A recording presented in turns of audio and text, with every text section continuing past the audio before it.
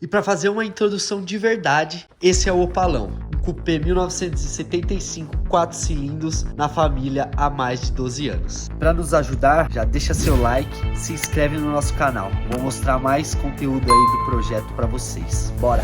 Essa joia foi comprada para fazer um projeto de reforma e venda. Desmontamos tudo, revisamos a mecânica e iniciamos a funilaria. Mas por falta de bons profissionais que não corresponderam nas soldas e remendos, o projeto parou e acabou que as coisas tornaram outros rumos. Tivemos que levar para a garagem da casa da minha avó. Até que no início de 2022, uma notícia sobre carros com mais de 10 anos sem licenciamento seria dado baixa automática. E para poder licenciar, tínhamos que transferir o carro. Então fomos ao resgate. Em menos de 3 meses, coloquei a mecânica em ordem, terminei de preparar a carroceria, comprei um paralama e pintei tudo de verde Paraty padrão 1977. Montei tudo e fomos dar continuidade no processo de transferência, que estava parado desde 2008. Carro devidamente transferido e licenciado, vamos rodar.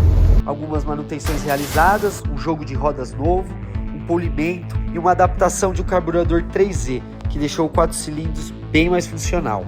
Até que em mais uma manutenção decidi baixar o quadro da suspensão para gabaritar as medidas, fazer todo o embuchamento, manutenção nas longarinas e tirar a folga na caixa de direção.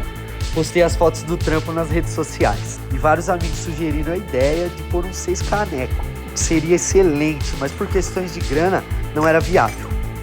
Então o destino muda e consegui encontrar um motor com excelente preço. Fechei negócio e fomos eu e meu pai buscar a nova dor de cabeça. Motor em casa, vamos desmontar e limpar para checar como está por dentro. Troquei coisas básicas, o aspecto geral, esse belo 250S com válvulas de blazer tá excelente. O motor limpo, apliquei um duto prata e limpeza e talento especial nas peças, na arte da restauração.